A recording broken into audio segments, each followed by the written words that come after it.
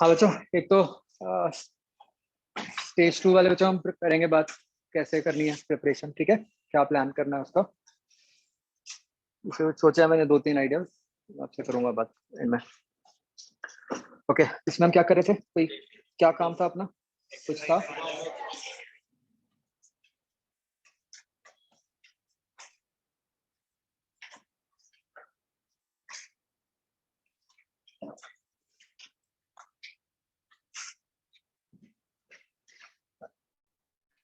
हाँ, इसमें क्या था बच्चों, एक्सरसाइज 1।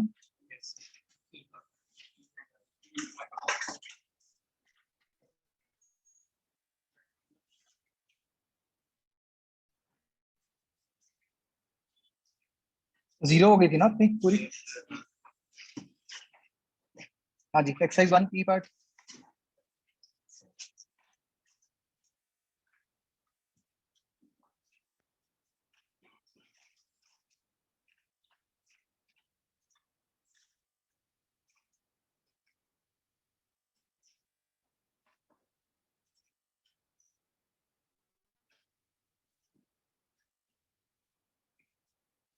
तो अपरेंट वेट लिखा हुआ है, अपरेंट वेट का मतलब क्या हुआ, वही नॉर्मल रिएक्शन। तो कहाँ पे नॉर्मल रिएक्शन 7 mg होगा, उसके अकॉर्डिंग आपने करना है सॉल्व।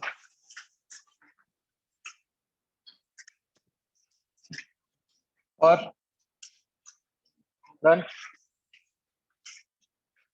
अगला एफ पार्ट।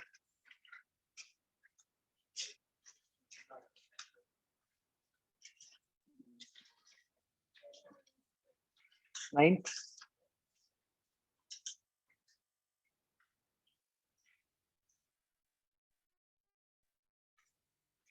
तो 9th में हम कह रहे हैं कि to leave the hemisphere without sliding down.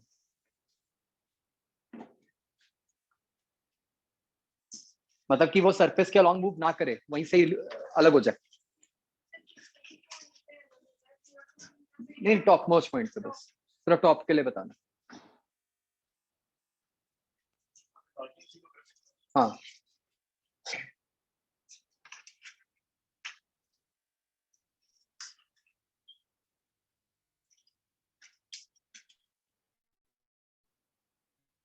To भी था। अच्छा।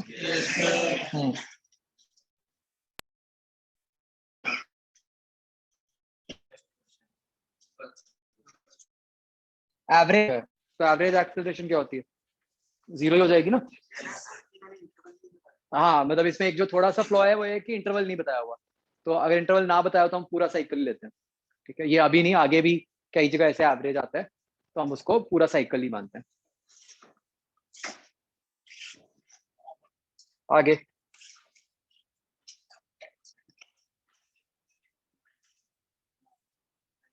नाइनटीन।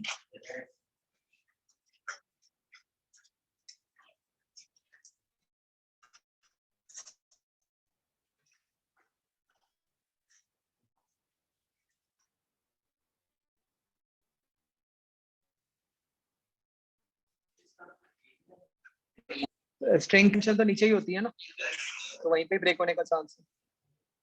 और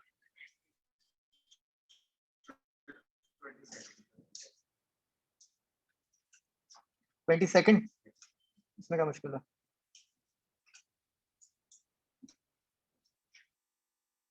आएगा सीधा आंसर, कोई नहीं।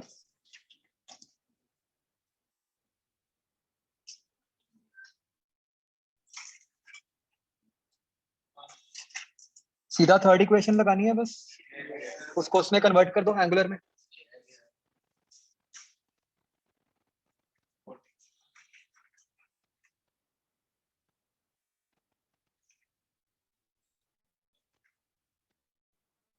आपको कह दिया कि जो फोर्स है वो proportional to inversely proportional to distance r है, तो स्पीड, तो आप क्या करोगे, फोर्स कुछ k बाय आर हो गई, is equal to mv square by r. तो आर तो कट ही गया, तो भी कांस्टेंट आ गया। आगे।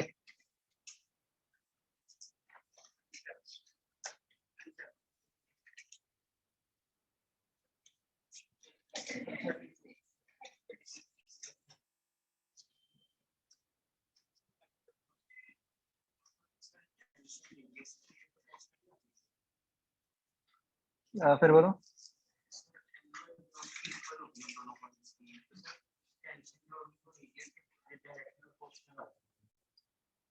नहीं, इसमें आप बेसिकली रॉड को वैसे मानना पड़ेगा कि ये मतलब मास वाली रॉड है।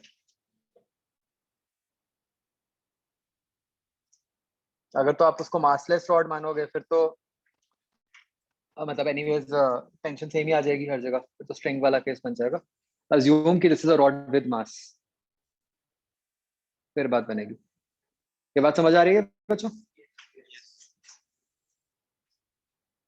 और कौन सा कह रहे थे?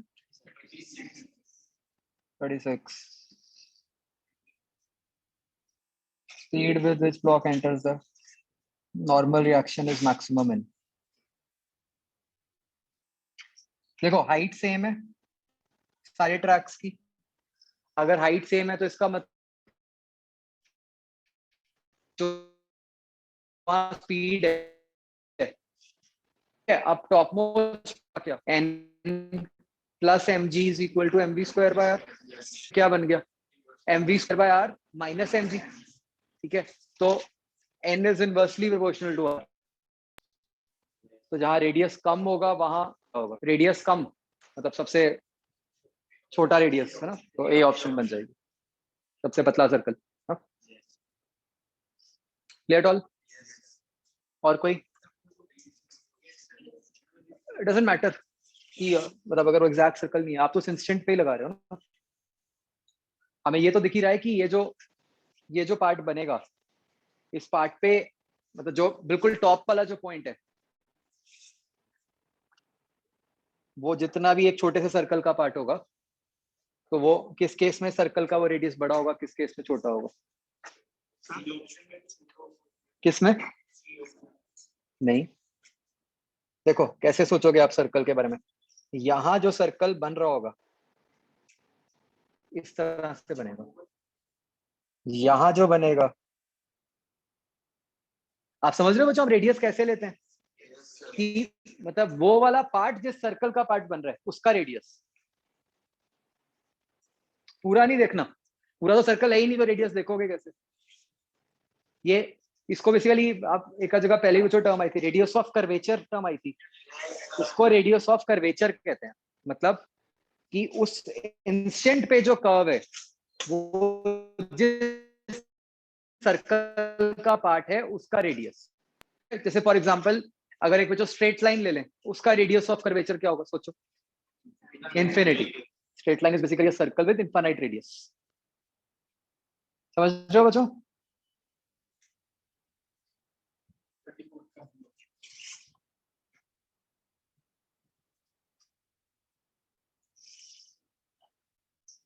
कर्व्ड सेक्शन बैंक किया हुआ है, फ्रिक्शन नहीं है। Car is more likely to slip at speeds higher than v. कौन सी ऑप्शन कह रहे हो? Car can not remain static equilibrium on the curved section. तो हाँ बच्चों, अगर मतलब एक ऐसे स्लोप है, फ्रिक्शन नहीं है, तो क्या कार वहां पे रेस्ट पे रह सकती है? तो स्लिप कर ही जाएगी ना वो। अंडरस्टूड?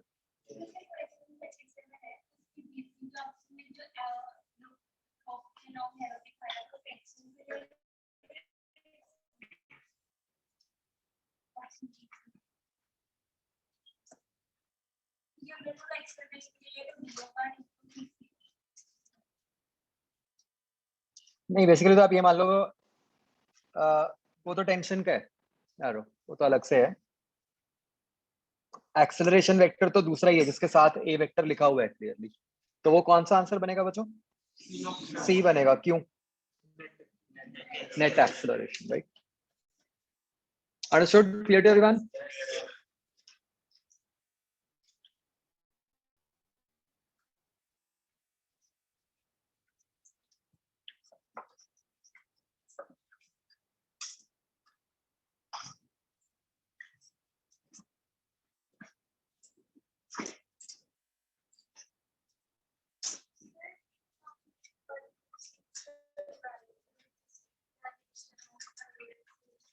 हाँ, वो भी आ गया है।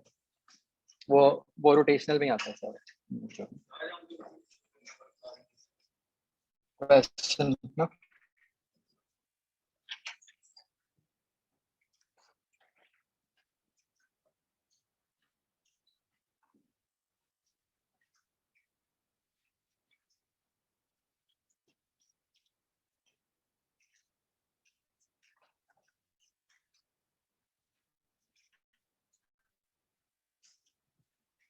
ये तो बच्चों इसे बच्चों कहाँ तक किया था हमने? नहीं, अरे क्वेश्चंस कौन से किए थे? सेकंड मैंने बता दिया था आपको, सबको समझ आ गया। अब बात करते हैं इसमें थर्ड क्वेश्चन की। हम बात कर रहे हैं u such that velocity attained by 3m is maximum। किस किस का हो गया? ओके, सिचुएशन को समझते हैं। स्मॉल एम आ रहा है पीछे से, वो 3m पे चढ़ेगा, है ना। शुरू में वो 3m के साथ क्या कर रहा है, मतलब उसके किधर को फोर्स लगा रहा है? आगे को, मतलब वो 3m की स्पीड बढ़ा रहा है। ठीक है, 1 मिनट के लिए हम एक्सट्रीम केस की बात करते हैं कि वो इसके ऊपर चढ़ा, उसने उसकी स्पीड बढ़ाई और उसके बाद वो इसके ऊपर से उतर भी जाता है। मान लो वो उतरना शुरू कर देता है, तो वो क्या कर रहा होगा 3m के साथ? उस पे उल्टा धक्का मार रहा होगा, मतलब उसकी स्पीड कम कर रहा होगा वो। ठीक है, तो मतलब हम क्या चाहेंगे कि वो टॉप पे ही रह जाए। टॉप पे जाए वो क्यों? क्योंकि जब तक वो टॉप पे जा रहे हैं तब तक तो उसको धक्का मार रहे हैं, तब तक तो वो उसकी स्पीड बढ़ा रहे हैं। तो हम ये चाहेंगे कि वो टॉप तक तो जाए, बट उसके बाद वहां से नीचे ना आए। ठीक है, इसका क्या मतलब हुआ कि वो टॉप पे ही चला जाए और उसके बाद नीचे ना आए? कि फाइनली क्या हो एम के साथ?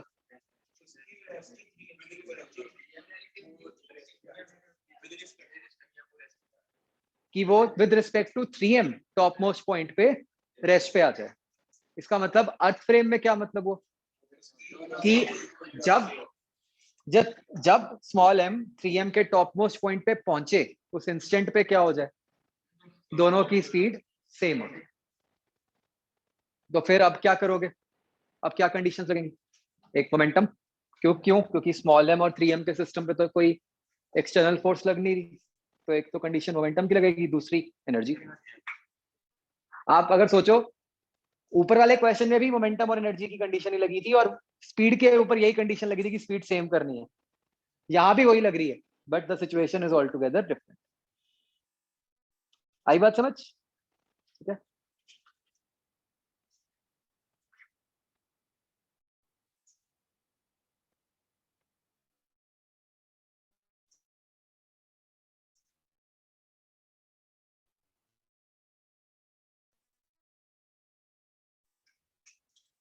हाँ।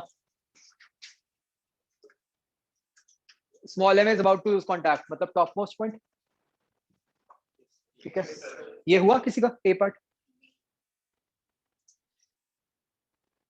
मैं चलो एक हिंट दे रहा हूँ, मैं अभी नहीं डिस्कस कर रहा। आपने ये मानना है कि ये टॉप पे बिल्कुल वर्टिकल हो गया,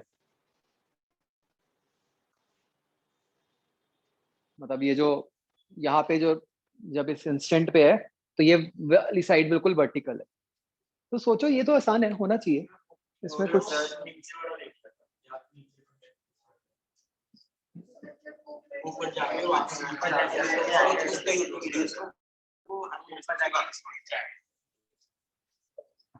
अच्छा, मतलब यहाँ पे मानना है आपने? ठीक है, क्वेश्चन में मे बी ऐसे और लिखा होना चाहिए कि सफिशिएंट स्पीड या कुछ, कि वो ऊपर चढ़ रहा है। आपने वो भी कर सकते हो, वैसे वो भी कर, और क्वेश्चन बन सकता है जो आप कह रहे हो कि ऊपर जाके वापस आया, वो बना दो। सी पार्ट है इसमें।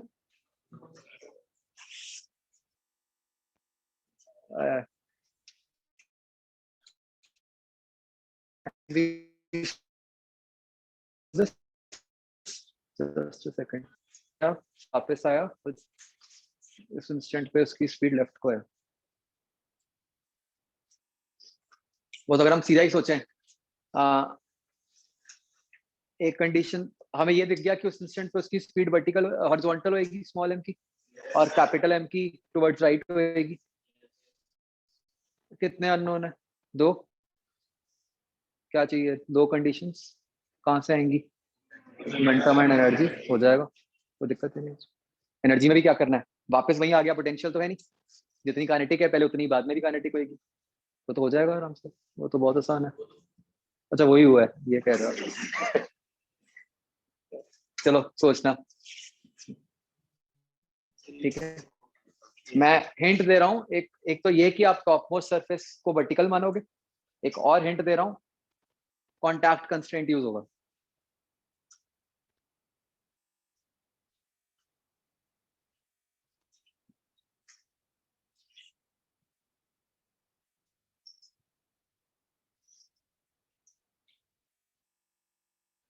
एक्चुअली आपको ये भी समझ आ रहा होगा कि अगर ए हो गया उसके बाद बी, तो फिर क्या ही बच रहा है।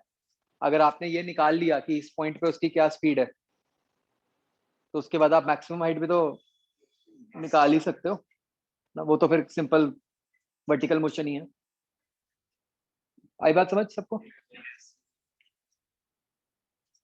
चलो ठीक है, इसको ट्राई करना फिर।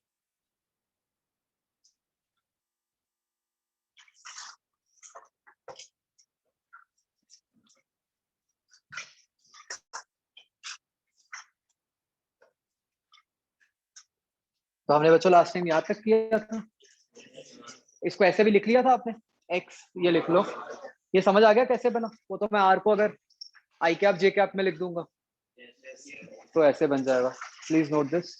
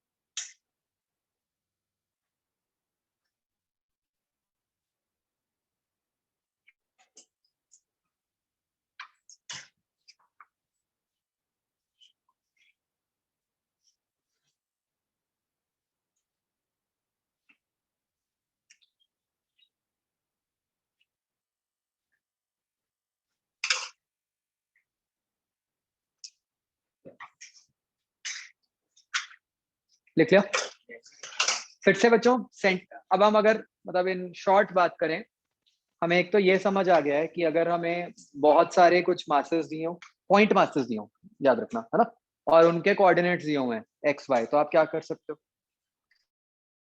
आप सेंटर ऑफ मास का एक्स या फिर वाई कोऑर्डिनेट निकाल सकते हो। उसको निकाल के फायदा क्या हो रहा है? अगर हमने लोकेट कर लिया कि सेंटर ऑफ मास कुछ लगाया जा सकता है पूरी बॉडी के ऊपर, ये जो इतने लाकर बॉडी, उसको मिलाकर जब आप उस पर फोर्स अपॉन मास कर दो तो क्या होगा? एक्सेलरेशन आए वो किस पॉइंट की आएगी? सेंटर ऑफ मास। ठीक है, तो जैसे हम बात कर रहे थे कि भाई वैसे तो अलग अलग पॉइंट्स की अलग अलग वेलोसिटीज अलग अलग एक्सेलरेशन होंगी, तो हमें अब एटलीस्ट किसी एक पॉइंट की एक्सेलरेशन तो मिल गई फोर्स अपॉन मास करके। क्या ये बात समझ आई? ठीक है, और हमने इसको ऐसे भी समझा था कि आप ये मान लो कि एक ऐसा पॉइंट है वो इमेजिनरी, जहां पे मतलब अब आप क्या कर सकते हो प्रैक्टिकली कैलकुलेशंस के लिए, आप मतलब जो भी कोई बड़ी बॉडी है उसको भूल के आप क्या मान सकते हो कि एक पॉइंट मास पड़ा हुआ है एट जो सेंटर ऑफ मास की पोजीशन। ठीक है, अब आपके लिए बड़ी बॉडी की इंपॉर्टेंस ही खत्म होगा। ये बात समझ आई सबको बच्चों? ठीक है, आ, इसको बच्चों एक समझने का एक और तरीका भी होता है, समझने का नहीं मतलब इलस्ट्रेट करने का, देखने का सेंटर ऑफ मास। जैसे बच्चों अगर इसे ये पेन है, इसको मैं बहुत ध्यान से एक सिंगल फिंगर के ऊपर बैलेंस कर सकता हूँ, राइट? एक पॉइंट बनेगा, मैं सस्ते पेन से ट्राई कर लूँ। तो there will be a point जब ये एक बैलेंस हो जाता है ना, तो ये जिस पॉइंट पे बैलेंस होता है ठीक है, basically that point is centre of मास। ठीक है, ये जैसे जो बैलेंस हो गया, आप देख रहे हो कि ये सेंटर ऑफ मास। आप ये देख रहे हो कि ये जो पॉइंट है बच्चों, ये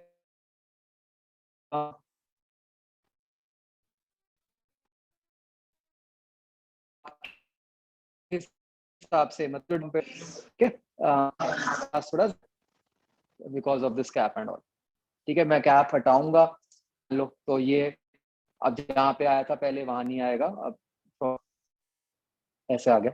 तो आप ये देख सकते हो कि नियरली मिड पॉइंट ही लग रहा है ना। बात समझ आती है? तो ये प्रैक्टिकल तरीका होता है सेंटर ऑफ मास निकालने का।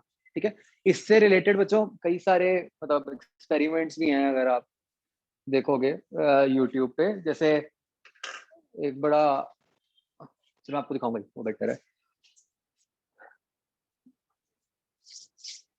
तो जैसे बच्चों यहाँ से एक और बात भी हमें समझ आई कि आप देख रहे थे कि जैसे अगर कोई बॉडी जैसे नियरली मिड पॉइंट पे ही आ रहा, तो अगर कोई यूनिफॉर्म बॉडी होती है, ठीक है, बिल्कुल यूनिफॉर्म, मतलब जिसका हर तरफ सेम इक्वल मास डिस्ट्रीब्यूशन है, तो उस केस में जो सेंटर ऑफ मास होता है वो, अगर हम इस फॉर्मूला से कैलकुलेट करें, तो वो ज्योमेट्रिक सेंटर पे आता है। ठीक है, मतलब अगर हमने एक रॉड ले ली यूनिफॉर्म, तो उसका सेंटर ऑफ मास कहाँ आएगा? Mid point L/2। स्क्वायर है, उसका कहाँ पे आएगा? डायगनल्स का इंटरसेक्शन, रेक्टेंगल का डायगनल्स का इंटरसेक्शन, ट्रायंगुलर प्लेट सेंट्रोइड। ठीक है, तो जो आप नॉर्मल जो मैथ्स वाले आपके सेंटर होते हैं, अगर यूनिफॉर्म बॉडी हो तो फिजिक्स का भी सेंटर ऑफ मास वही सेम होता है यूनिफॉर्म बॉडी के साथ। ठीक है, बाकी अगर कोई नॉन यूनिफॉर्म होगी तो क्या करेंगे? फिर तो ये फॉर्मूला लगा के हम सॉल्व कर ही सकते हैं। आई बात समझ? बच्चों क्या ये जरूरी है कि सेंटर ऑफ मास बॉडी के ऊपर ही लाई करे? हमने कहीं कोई ऐसी कंडीशन नहीं उसकी, हमने तो एक कोऑर्डिनेट से निकाले हैं, वो जहां मर्जी आ जाए। ठीक है, तो इसका बेस्ट एग्जांपल होता है जैसे अगर मैं एक रिंग ले लूं, एक वही मैथ्स वाले कंसेप्ट से, रिंग का सेंटर कहाँ होता है? उसके सेंटर पे। तो वहां पे बॉडी थोड़ी है, वहां तो खाली जगह है ना। तो इट्स नॉट नेसेसरी कि जो सेंटर ऑफ मास है वो बॉडी के ऊपर ही लाई करे, वो बॉडी के बाहर भी हो सकता है। ये बात समझ आती है? ठीक है, ये हमें नहीं पता कि अगर ऐसा हो गया तो उस केस में हमें कुछ काम आ रहा है कि नहीं आ रहा, मतलब कि एक्सेलरेशन तो बॉडी की निकालनी थी, निकल किसी और की आई। बट एटलीस्ट हमें ये पता होना चाहिए कि हाँ, सेंटर ऑफ मास को बॉडी के ऊपर लाई करना कोई जरूरी नहीं। एंड जैसे यही हमने कैप वाला एग्जांपल लिया था, उससे हमें ये भी समझ आता है कि जनरली सेंटर ऑफ मास जिस तरफ को हेवियर मास होगा उसी तरफ को होगा। आ रही है बात समझ?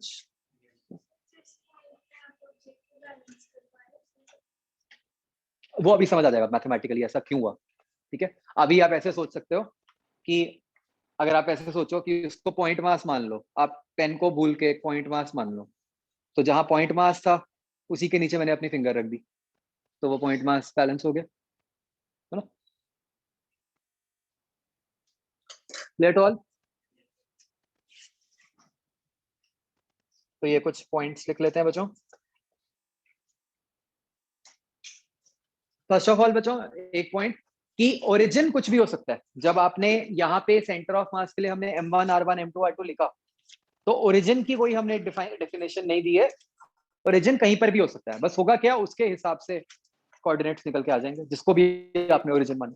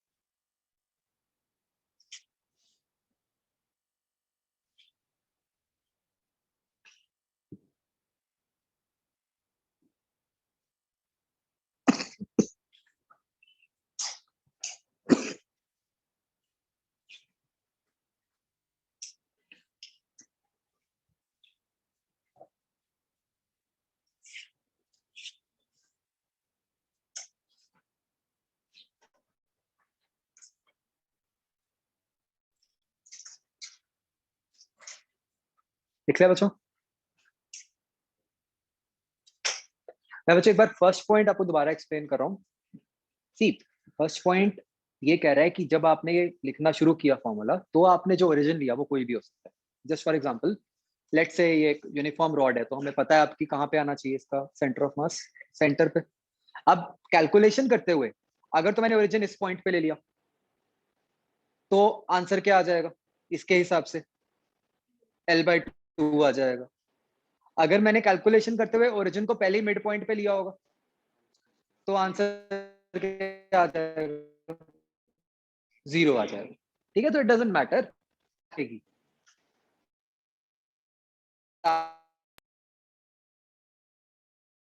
ओरिजिनली सबसे कोऑर्डिनेट पहली क्या होता है कि ऑफ मास, तो ऑब्वियसली करोगे कि उसी पॉइंट पे ओरिजिन।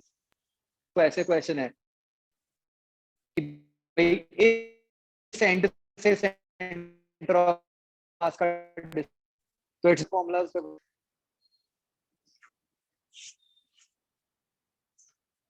ठीक है, अगर बच्चों मैं इस एक्सप्रेशन को डिफरेंशिएट कर दूं आरसीएम वाले एक्सप्रेशन को, तो क्या होगा?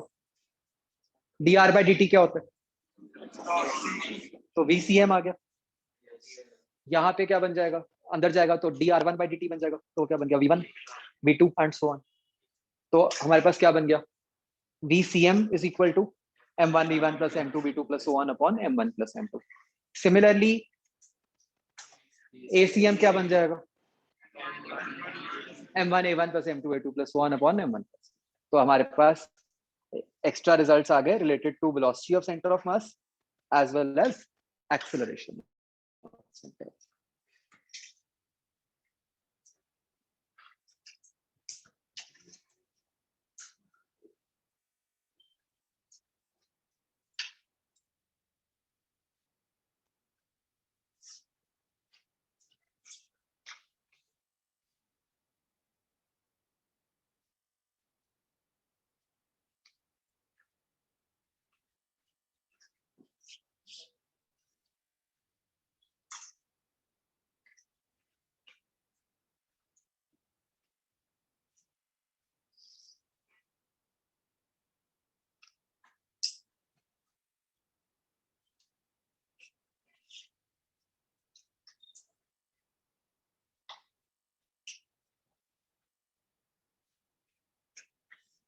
लिख लिया बच्चों?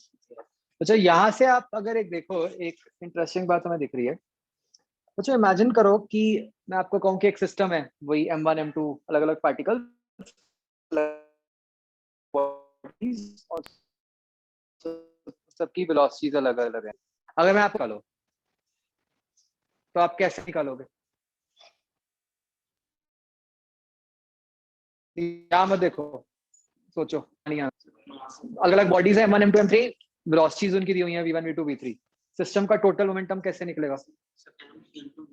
आप वैसे तो ये करोगे ना कि हर बॉडी का इंडिविजुअली मोमेंटम ले लो, m1 v1 plus m2 v2 plus m3 v3, यही करोगे। वो अब देखो इस एक्सप्रेशन से वो क्या बन गया, इसको इधर ले जाओ, टोटल मास इनटू वीसीएम। इससे हमें ये दिख रहा है कि एक सिस्टम का momentum is simply total mass into VCM.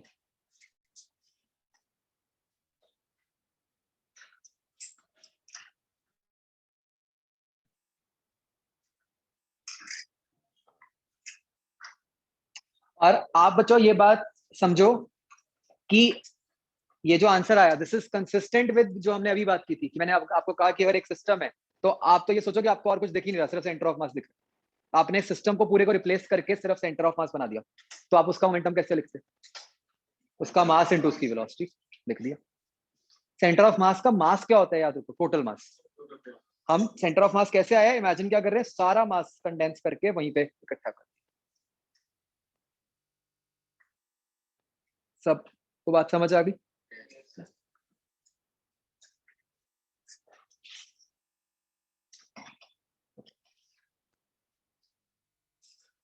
ये एग्जांपल ट्राई करो बच्चों।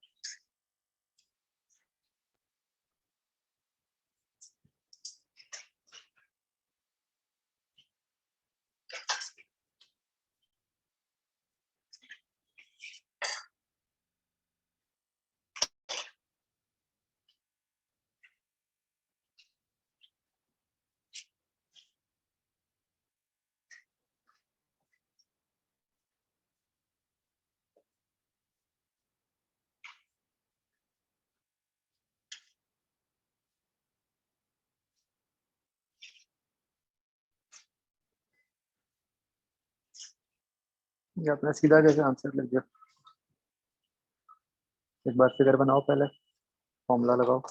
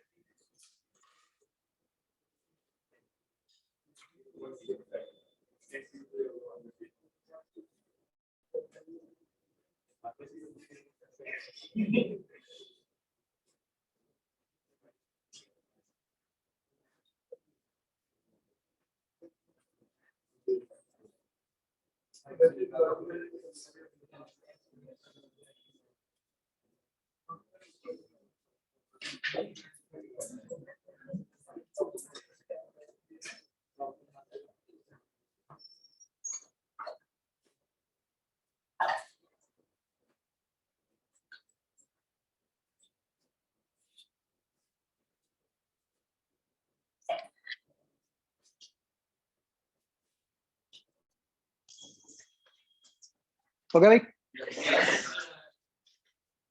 क्या आंसर आ गया? 2/3 है ना।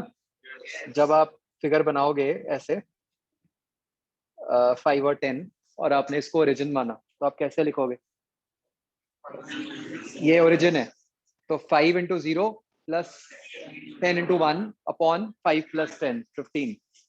तो आंसर बन गया आपका 10/15 2/3। ठीक है, समझ आया आपको?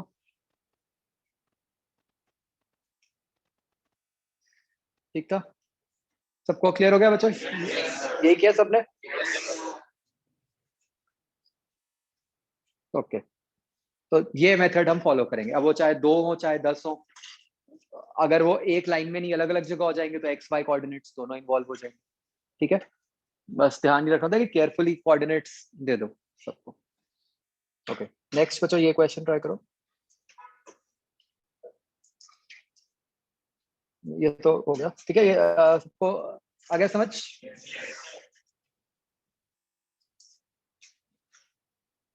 अब आपको यहाँ ओरिजिन दे दिया, यहाँ पे लेफ्ट पे। अब कोऑर्डिनेट्स निकालो सेंटर ऑफ मास के। फिर से जो रॉड्स हैं वो मासलेस है।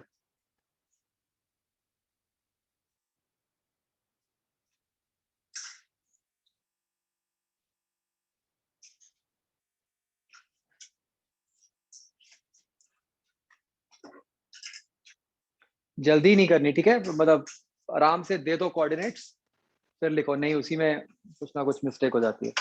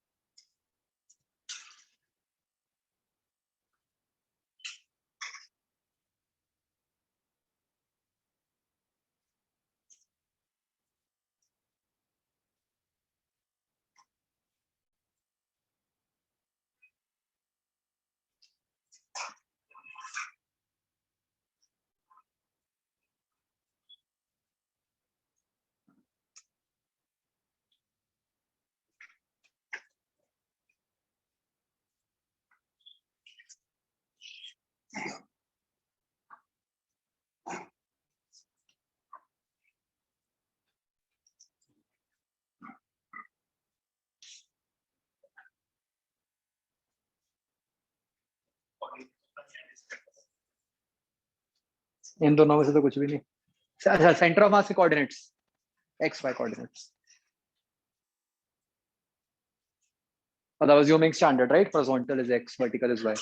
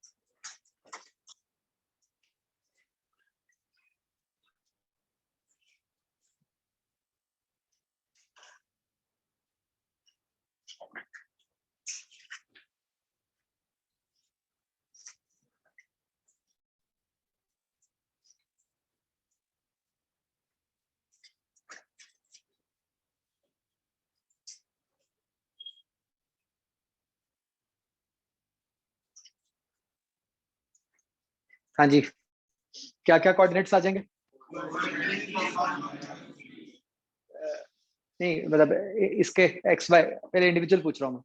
ये 0 0, इसके 1, √3, राइट? ये 3 आ गए, तो फिर उसके बाद जब आप उन पे ये रिजल्ट लगाओगे तो आपका ये आंसर आना चाहिए 4/√3, 1/√3। किस किस का ठीक था ये? गुड।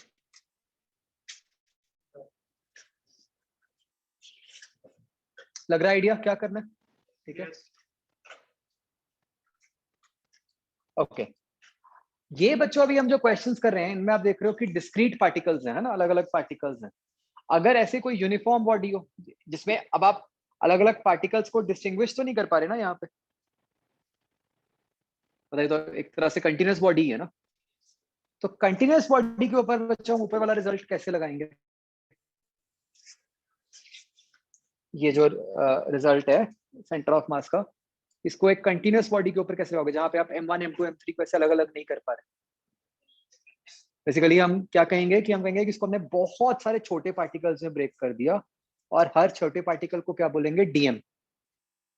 डीएम का क्या मतलब हुआ? Very small particle. हम यहाँ पे कर क्या रहे हैं देखो, we are multiplying every mass with its coordinate, और उन सबका ऐड कर रहे हैं, और फिर डिवाइड किससे कर रहे हैं? Total mass. अब इसी बात को इंटीग्रेशन की फॉर्म में कैसे बनाएंगे? डीएम इंटू उसका जो भी कोऑर्डिनेट है, और इंटीग्रल का मतलब क्या होता है? सच सम करना। तो हमारा क्या बन जाएगा? Integral of dm into r upon denominator में क्या आएगा? Total mass. So we will write this as, देखो, like this. इसका मीनिंग समझ रहे हो बच्चों? हम कह रहे हैं कि डीएम को उसके आर वेक्टर से मल्टीप्लाई कर दो और ऐसे सबको ऐड कर दो, और डिनोमिनेटर में भी, क्योंकि m1 plus m2 plus m3 का वो एक तरीके से क्या बन गया? Integration of DM.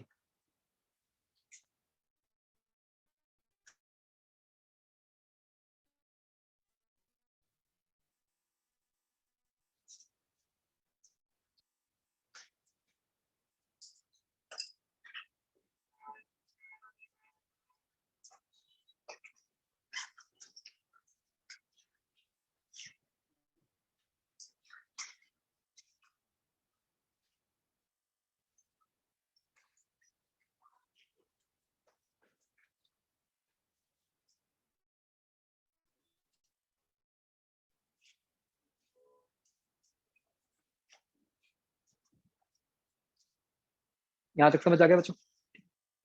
अब बच्चों इधर से आगे बढ़ने से पहले हम एक टेक्निक सीख लेते हैं जो कि आपके बार बार काम आएगी।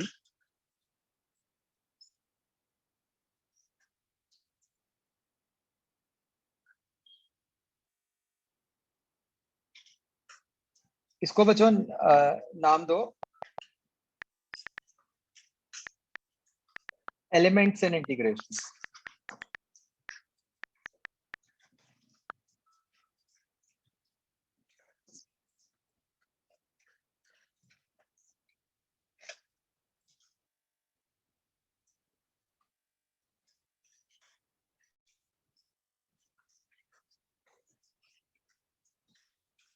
तो अच्छा आपको ख्याल होगा जैसे हम जब डिफरेंशिएशन पढ़ते हैं तो हम बात करते हैं ना applications of differentiation. This is like application of integration.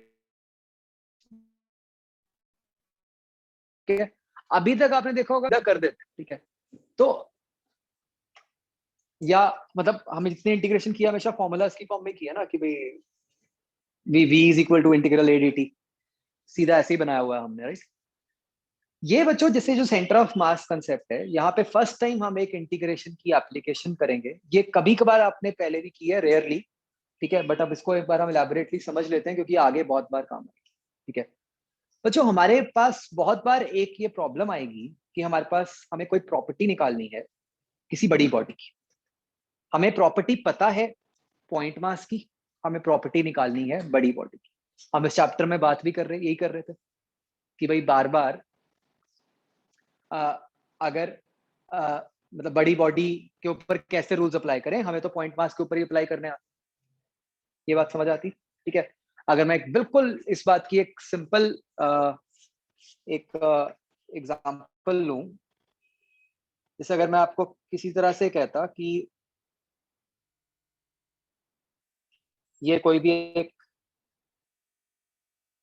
Randomly shaped body है, ठीक है, आपको इसका एरिया निकालना है, तो आप कैसे निकालते हैं?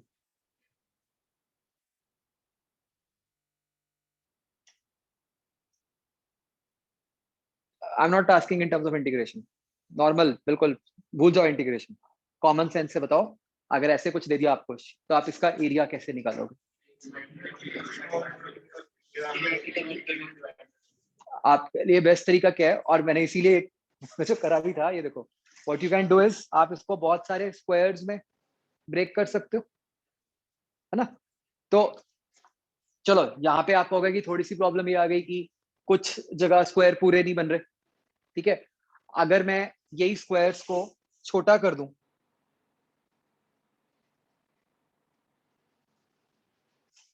तो काफी हद तक उस स्क्वायर्स में ब्रेक करके काम चल जाएगा। बिल्कुल छोटे छोटे कुछ होंगे जो बच जाएंगे, बट इफेक्टिवली आप कर क्या रहे हो? What was the technique? ध्यान से सुनना। आपने एक बड़ी बॉडी को की कोई प्रॉपर्टी निकालनी थी जो आपको सीधा नहीं पता, बट हाँ आपको छोटी बॉडी की वो प्रॉपर्टी पता है। तो इसके लिए आपने क्या किया, उस बड़ी बॉडी को ऐसी बहुत सारी छोटी बॉडीज में ब्रेक कर दिया जिसकी आपको वो प्रॉपर्टी पता है। ये इंपॉर्टेंट था। मैंने उसको ऐसी बहुत सारी छोटी बॉडीज में ब्रेक किया जिसके लिए मुझे वो प्रॉपर्टी पता है। करने को तो मैं इसको बहुत सारी रैंडम फिगर्स में भी ब्रेक कर सकता था, बट उससे क्या होगा, मुझे उनके लिए उनका ही नहीं एरिया पता, तो मैं बड़ी का कैसे निकालूंगा? क्या ये टेक्निक समझ आ रही है? ठीक है। तो मतलब what we are doing is, अगर हम सोचें कि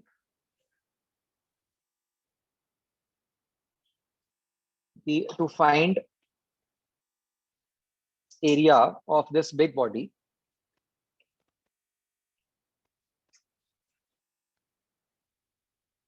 we divide it into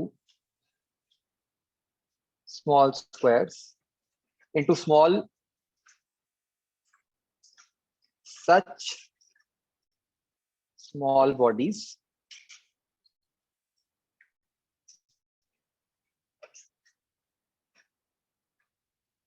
जो कि इस केस में स्क्वायर्स हो गए।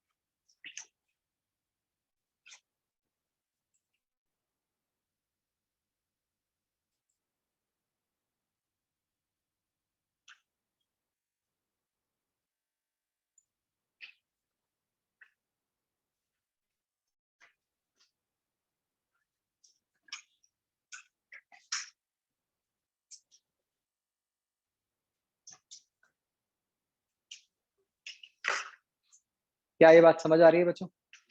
ठीक है। क्या बच्चों आप ये समझ पा रहे थे कि हाँ ये आंसर बिल्कुल 100% एक्यूरेट नहीं है? क्यों?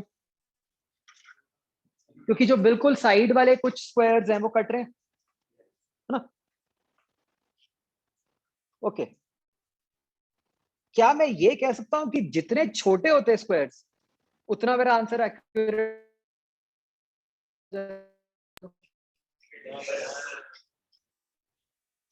स्मॉलर द स्क्वायर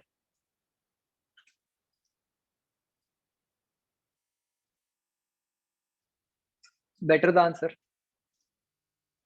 ठीक है।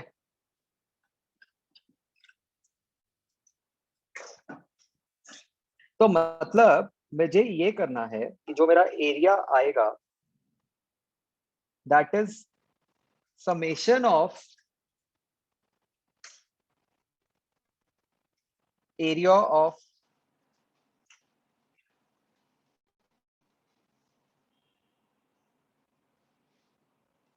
Smallest possible square. आपको याद है कैलकुलस में भी हम ऐसे ही कुछ बात करते होते थे, टाइम छोटा से छोटा करते जाओ, एक्स छोटा करते जाओ। ठीक है। बस फर्क सिर्फ इतना था कि वहां पे हम डिवाइड कर रहे होते थे, यहाँ पे हम क्या करें, ऐड कर रहे हैं। समझ आ रहा है मैंने कैसे लिखा?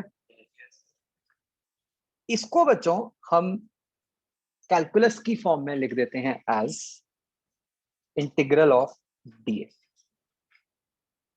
ठीक है। याद करो डीएक्स क्या होता था? एक्स की बहुत ही छोटी वैल्यू, ऐसे डीए क्या हो गया, एरिया की बहुत ही छोटी वैल्यू। ठीक है। बट यहाँ पे एक एक्स्ट्रा कंडीशन है, एरिया की ऐसी बहुत छोटी वैल्यू जो आप कैलकुलेट तो कर सकते थे।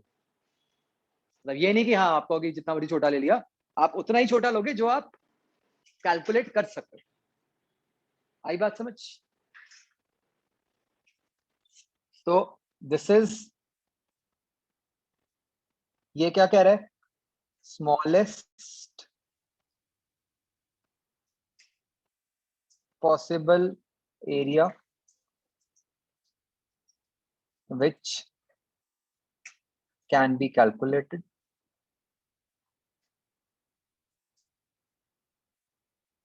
ठीक है।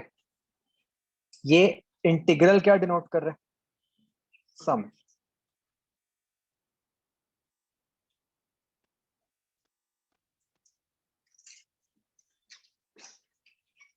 आई बात समझ?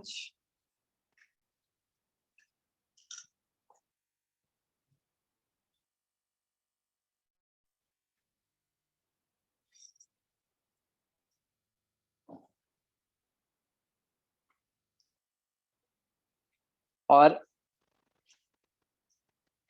तो मैथमेटिकली हम क्या कह रहे हैं कि भाई अगर आपको एरिया निकालना था तो आप बहुत ही छोटे स्क्वायर्स में उसको ब्रेक करो जिसका आप एरिया कैलकुलेट कर सकते हो और उन सब एरियाज को ऐड कर दो, तो उससे आपके पास पूरे का एरिया आ जाए।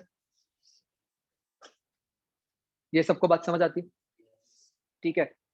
अब बच्चों मैं इसी बात को जनरलाइज कर देता हूं। अब हम ये कहते हैं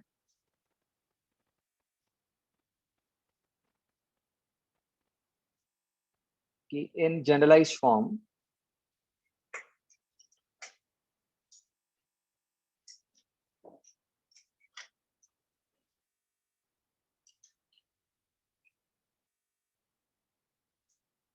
अगर हम कोई भी प्रॉपर्टी निकालना चाहते हैं एक बड़ी बॉडी की,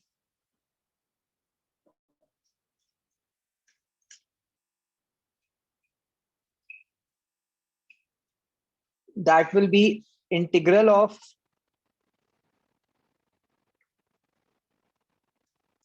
the same property of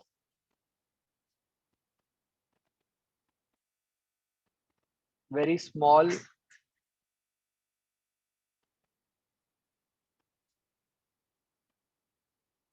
part of that body.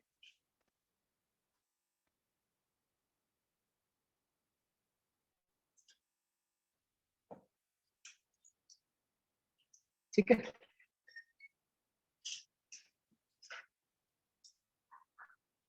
तो बच्चों जब हम कोई प्रॉपर्टी निकालने के लिए एक बड़ी बॉडी को छोटे पार्ट्स में ब्रेक करते हैं, ठीक है, तो वो जो छोटा पार्ट होता है, ये जो स्मॉल पार्ट लिखा है, इस पार्ट को हम कहते हैं एलिमेंट। ठीक है, ये इस टॉपिक का नाम था। हम कहते हैं कि हमने एलिमेंट ले लिया, उसका मतलब है कि हमने एक बड़ी बॉडी को ऐसे छोटे पार्ट्स में डिवाइड कर दिया जिसकी हमें वो प्रॉपर्टी पता है।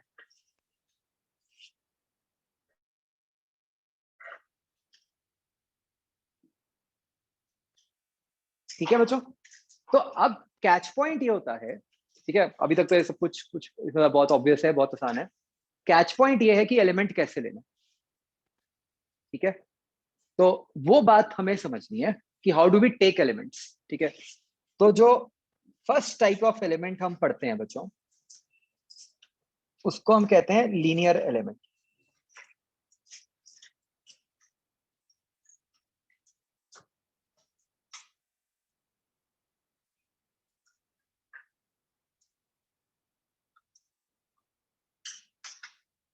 इसका मतलब एलिमेंट ऑफ रॉड या फिर रोप एटसेट्रा।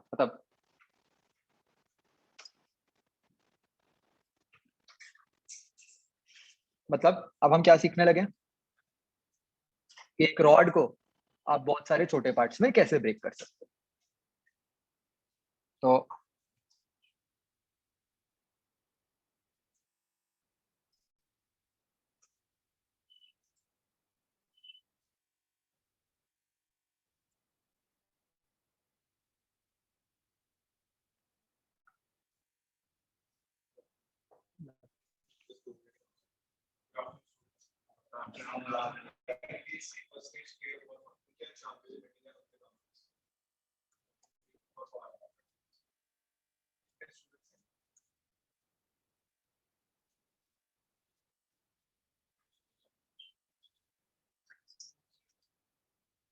तो ये बच्चों एक रॉड हो गई।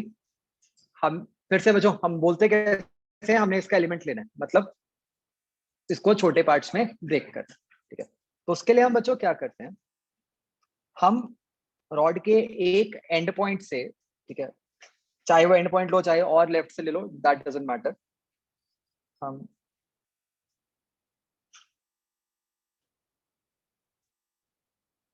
ऐसे एक्स कोऑर्डिनेट लेते हैं। ठीक है,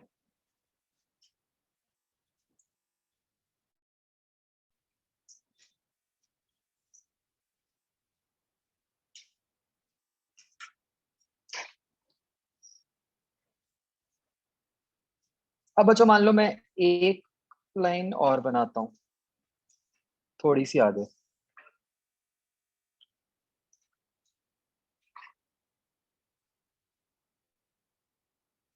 ठीक है, तो बच्चों जो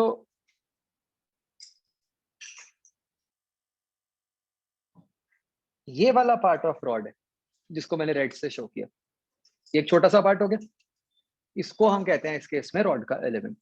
ठीक है, मुझे बताओ बच्चों इस छोटे से पार्ट की लेंथ क्या होगी, dx। कैसे आया? ऐसे नहीं बोलना, हाँ छोटा सा है तो dx। इसका मीनिंग क्या है, आप कैसे निकालोगे, आप कोई एक अलग कोऑर्डिनेट लेते हैं x2 और इसका मान लो x1 हो गया, तो x2 माइनस x1 करते तो डेल्टा x बनता, और हम कह रहे हैं कि वो बहुत छोटा है तो वो क्या बन गया, dx। ठीक है, तो हम इस केस में जो एलिमेंट है उसकी लेंथ हो गई dx एंड उसका x कोऑर्डिनेट हो गया x। यहाँ पे आपके पास दो इंफॉर्मेशन आ गई इस एलिमेंट से रिलेटेड। क्या क्या बच्चों? एक तो इसकी पोजीशन, क्या है इसकी पोजीशन? x। इसकी पोजीशन x है। पोजीशन x कैसे कह सकता हूं मैं? एक ही पोजीशन कैसे स्पेसिफाई कर सकता हूं? बहुत छोटा है ना?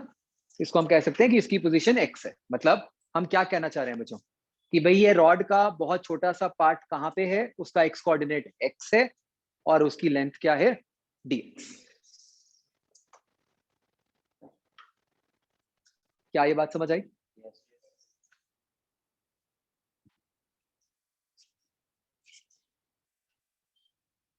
इसको लिख लेते हैं।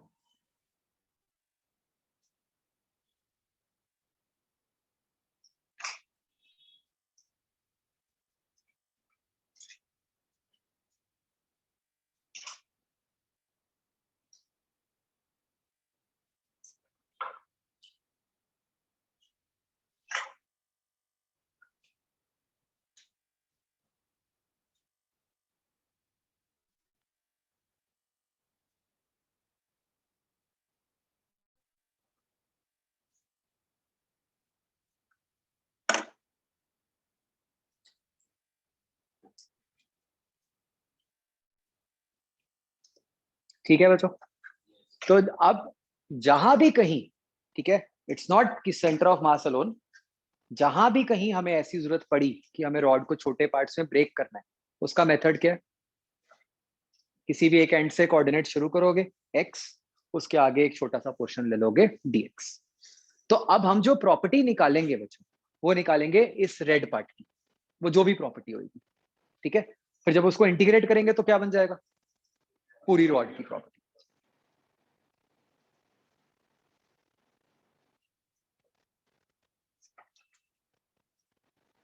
क्या ये बात समझ आई बच्चों? ठीक है, तो मतलब अभी हम एग्जांपल लेते हैं आगे, उससे और क्लियर हो जाएगी बात।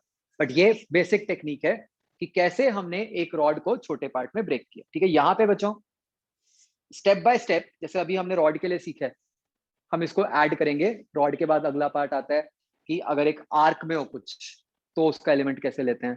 फिर आता है कि अगर कोई बॉडी एक आर्क का मतलब क्या हो गया, एक तरह से रिंग टाइप्स की, रिंग का पार्ट कैसे लेते हैं। फिर उससे अगला पार्ट आता है कि अगर एक शेल है, उसका पार्ट कैसे लेते हैं। फिर अगला पार्ट आता है अगर एक स्फीयर है, उसका पार्ट कैसे लेते हैं, एंड सो ऑन। वो धीरे धीरे हम सीखेंगे। ये फर्स्ट स्टेप था।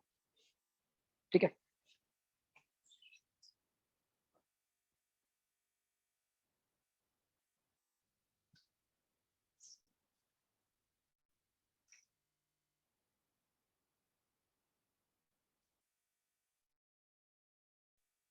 तो बच्चों मतलब ना मतलब अब हम आगे देखेंगे कि इस पार्ट, अब इसको कैसे हम यूज करेंगे, इस फॉर्मूला को, taking the help of elements.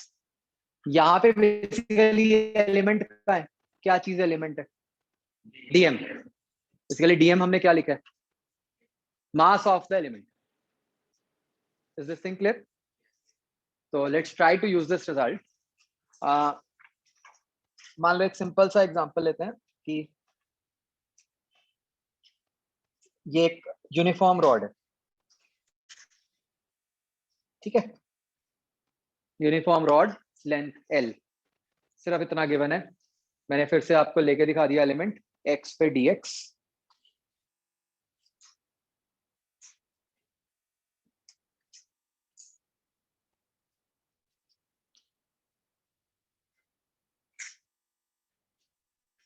एक बार ये फिगर बना लो, फिर हम समझते हैं कि हम क्या करना चाहते हैं।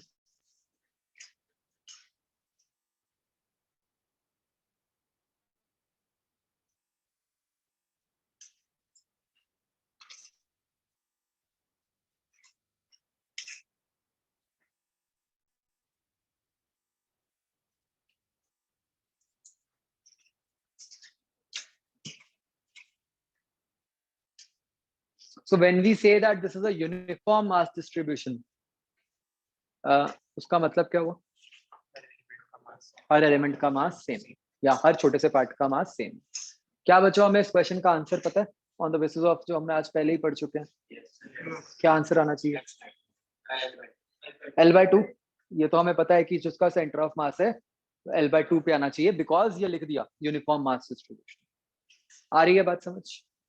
हमें ये भी दिख रहा है कि ये फॉर्मूला अप्लाई करना है, ठीक है। इस फॉर्मूला में आर वेक्टर का मीनिंग क्या है? कि बेसिकली कोऑर्डिनेट या vector of position, vector of that element multiplied by mass of that element, और डिनोमिनेटर में क्या है? मास ऑफ दैट एलिमेंट, और उसको इंटीग्रेट कर। ओके, तो बच्चों अब ये ब्लू सा जो पार्ट है, ये मेरा एलिमेंट है, इसकी पोजीशन क्या है?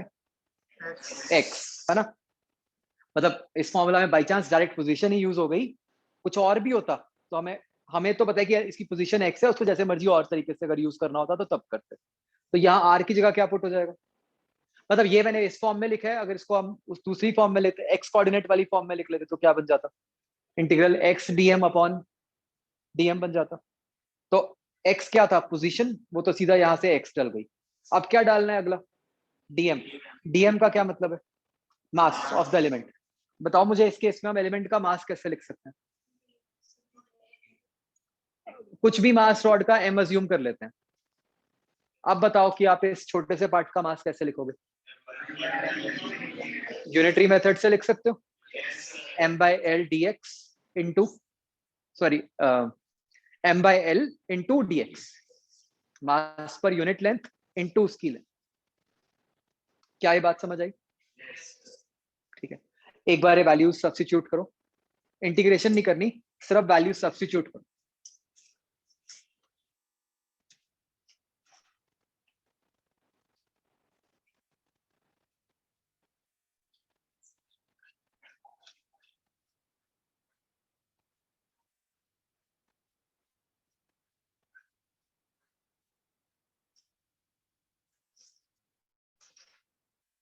Just write the expression, nothing else.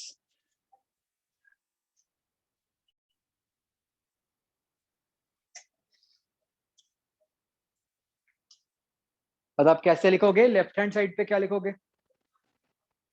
XCM, है ना। आर को हटा देते हैं, अब लेफ्ट हैंड साइड पे लिखो XCM।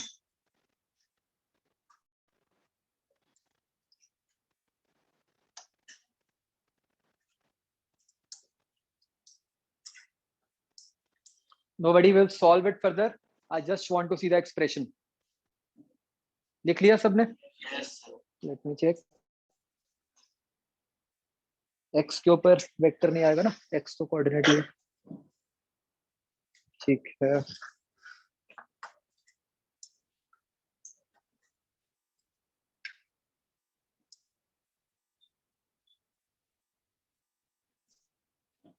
नीचे भी मतलब वैसे ही लिख दो तो सॉल्व होके बनेगा, बट इंटीग्रल फॉर्म में लिख दो।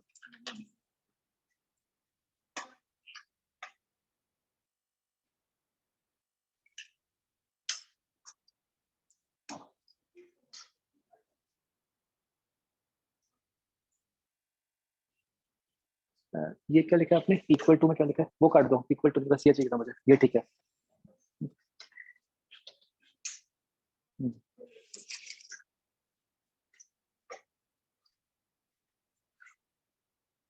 वेक्टर नहीं आएंगे x के ऊपर ना, बाकी तो ठीक।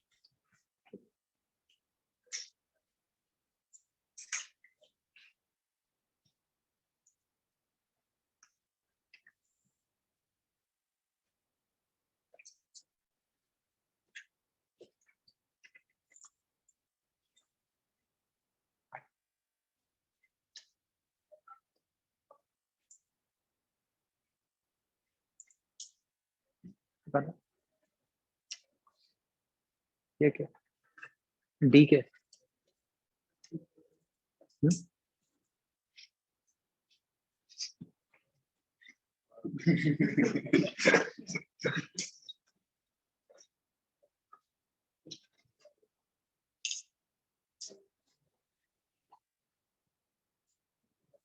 तुमने भी लिखा है डी। चीटिंग की है दोनों ने।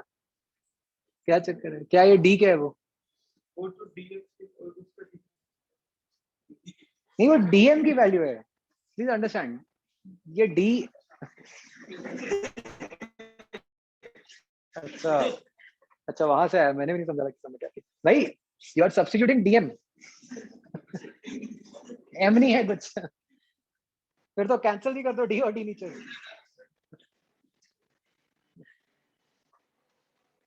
ठीक है, अंडरस्टूड। तो सबने लिख लिया एक्सप्रेशन। अब बच्चों बहुत इंपॉर्टेंट बात आपने समझनी है, जो मतलब 100% गलती हर कोई करता है। हमें ना ऐसा लगता है कि जब इंटीग्रेशन बनानी है, ये चीज मैंने आपको डिफरेंशिएशन में भी बहुत अच्छे से समझाई थी, कि आपको मैं याद है मैंने कहा था कि डिफरेंशिएशन में हमेशा ध्यान रखना है कि डिनोमिनेटर में क्या है। मतलब ऐसे नहीं कि एक्स स्क्वायर की डिफरेंशिएशन है तो वो 2x है ना, अपने आप नीचे बनेगा जो भी है कि वो D x square bye D T है या D x square bye D x है। मानते हो? आपने बच्चों ये ध्यान रखना है कि इस केस में भी ना हम क्या करते हैं कि बहुत बार हमारे से क्या हो जाता है कि हम ना कुछ इंटीग्रल सा बनाते हैं कि हमारा बाई चांस ऐसा कुछ बन गया। लेट से आप कुछ लिख रहे थे और आपका ना बाई चांस ऐसे बन गया इंटीग्रल एक्स, और फिर हम उसको कहते हैं एक्स है, उसको एक्स स्क्वायर बाय 2 लिख दिया। गलत। क्या बनना चाहिए था? Integral x d x is equal to x square by. अब बच्चों एक बात समझो कि कभी भी ऐसा नहीं होगा कि आपको खुद से सिर्फ सोच के dx dy या कुछ लगाना पड़ेगा। अगर आप सही तरीके से लिख रहे हो तो अपने आप आपके एक्सप्रेशन में वो dx dy या जो भी टर्म है बन जाएगी। जैसे इस केस में वो बन गया ना, dx आ गया ना, वो अपने आप आएगा, आपने एक्स्ट्रा नहीं लगाना। बात समझ आ रही है? ये है पहली बात जिसका बहुत ध्यान रखना है। अब दूसरी बात आती है लिमिट्स की। ठीक है, कि लिमिट्स कैसे डालनी है। लिमिट्स का बच्चों रूल ये होता है कि हम इस तरीके से डालते हैं कि पूरी बॉडी कवर हो जाए। ठीक है, जैसे इस केस में लिमिट्स किसको देनी है बताओ? अपने एक्सप्रेशंस को देख के बताओ, लिमिट्स किसको देनी है? एक्स को देनी है। तो अब हमें यह सोचना है कि एक्स को क्या लिमिट्स दें जिससे पूरी बॉडी कवर हो जाए। तो क्या लिमिट्स दोगे? 0 टू एल। आई बात समझ? ठीक है, तो अब लगाओ वो लिमिट्स और निकालो आंसर क्या बनता है।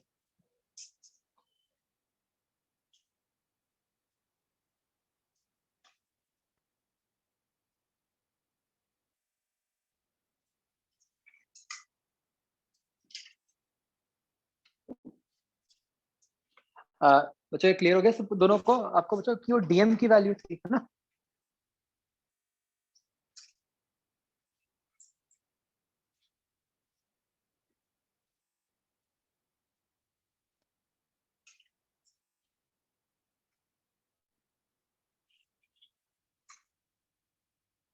इस गलती से बचने का मतलब क्या तरीका है? हमेशा माइंड में क्या रखो कि डी स्टैंड अलोन तो कुछ होता ही नहीं ना। डीएम इज वन यूनिट ना, वन एक सिंगल चीज है वो।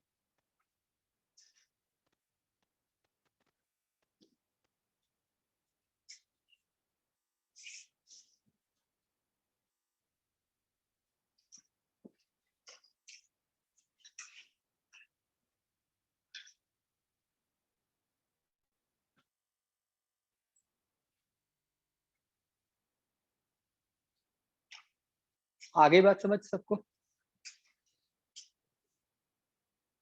तो सबका एल बाय 2 बन गया।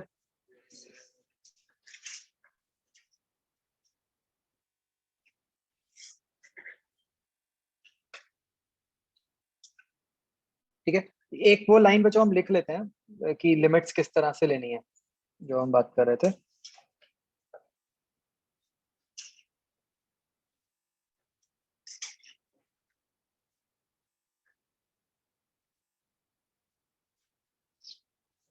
ये पता नहीं क्या हो गया, फर्स्ट टाइम में स्क्रॉल नहीं होता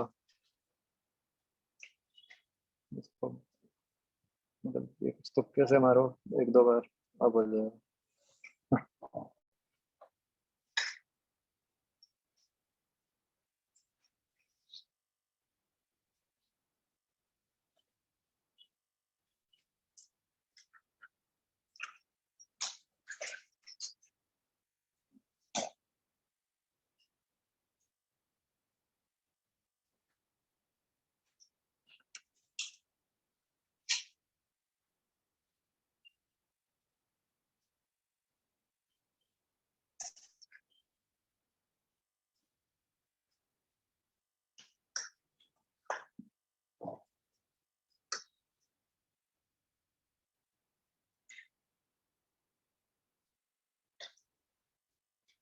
ठीक है, लिख लिया सबने?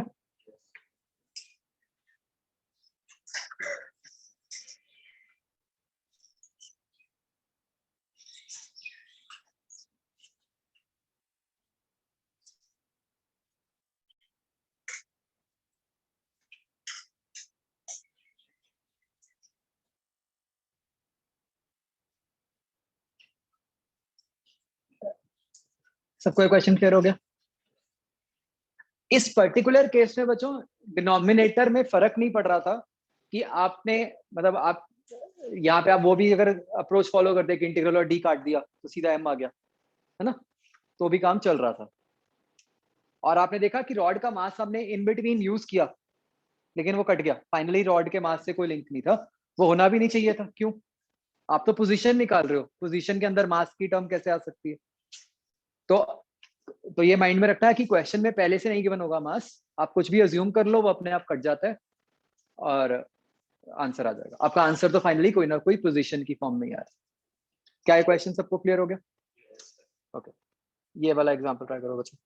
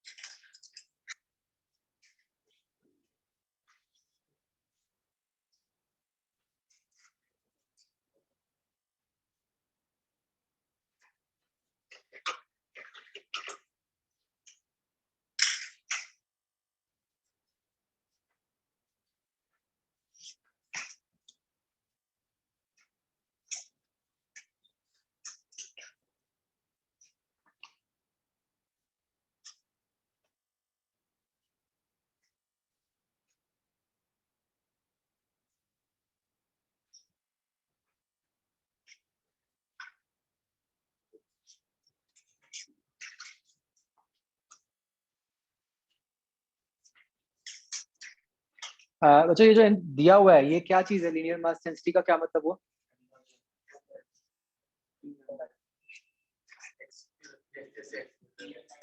मतलब ये मास पर लेंथ की वैल्यू है ना? This is the value of mass पर यूनिट लेंथ।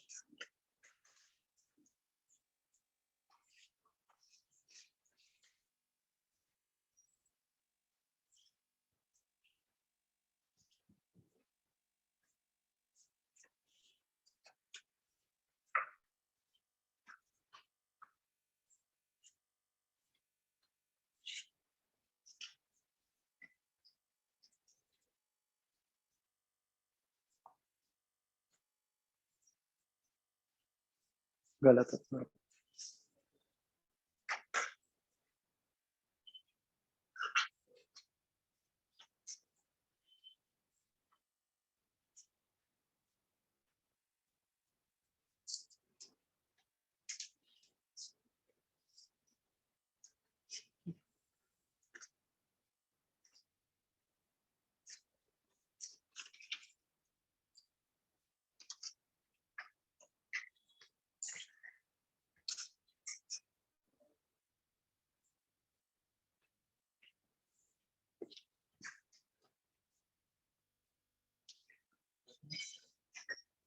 ठीक,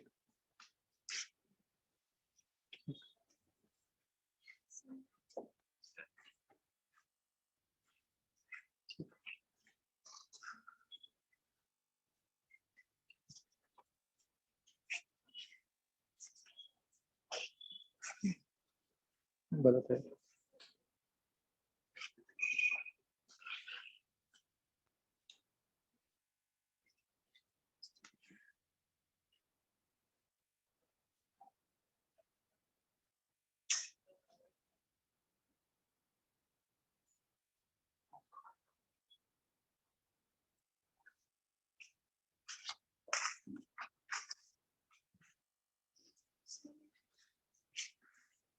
हाँ हाँ जी, क्या करना था?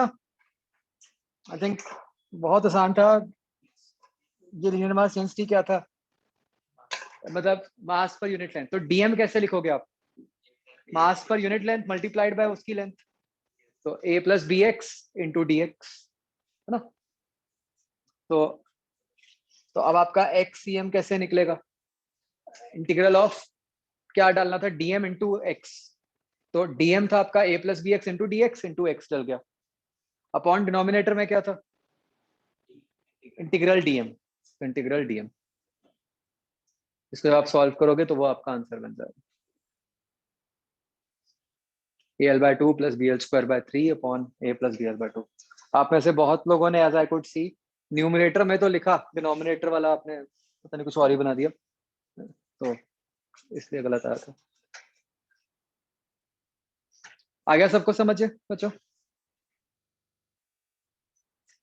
चलो ठीक है बच्चों, दैट्स इट फॉर टुडे। आप बच्चों अब होमवर्क में 0-1 का ए पार्ट कर सकते हो, नेक्स्ट चैप्टर रोटेशनल का।